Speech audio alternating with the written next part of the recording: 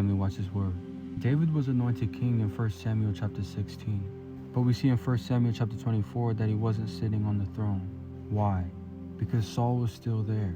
See, and Saul wasn't just flawed. He wasn't just making mistakes, but he was actively trying to kill David. We see this in 1 Samuel chapter 18 through 23. See, Saul was jealous and he felt threatened by David, and so he was hunting him. Now we see in 1 Samuel chapter 24 that David is hiding in the wilderness of En-Gedi, and Saul comes in with 3,000 men searching for him. But then we see in verse 3 that something happens. Saul goes into the cave alone. But in that same cave, David and his men are hiding in the back of it. Now hear me, this is the moment that David's men say to him, "This is the day the Lord spoke of, that I will give your enemy into your hand." Now pay attention, it sounds spiritual. It even looks right. It sounds like God set it up. But watch David. He sneaks up on Saul and cuts the corner of his robe. That's it. He didn't kill him. He didn't attack him.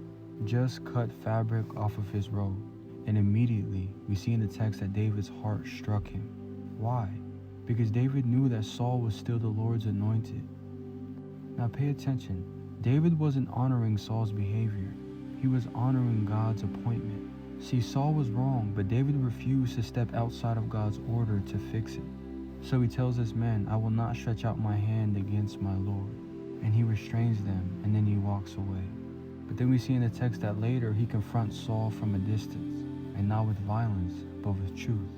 And here's something that we can learn from the text, that opportunity does not equal permission. Just because you can do something doesn't mean that God said that you should. In David's heart, it didn't wait for consequences. It convicted him immediately over something that a lot of people will call small. See, he didn't need to go too far to feel it. That's a heart after God's. See, David didn't just fear consequences, but he feared God. And that's why his heart moved before his hand did. See, David was sensitive, reverent, and submitted to the Lord. Now let me say this clearly. If your conviction only shows up after the damage is done, then that is not maturity. See, when your heart is right, you'll feel it early. You'll feel conviction the moment you get that thought, the moment you get that desire, way before you ever put it into action. We should all be praying for the Lord to increase our sensitivity to His Spirit and to His Word, and to decrease our sensitivity to the things of the world and of our flesh. David shows us that real obedience isn't just what you don't do. It's how deeply your heart responds to God while you still have the chance to stop.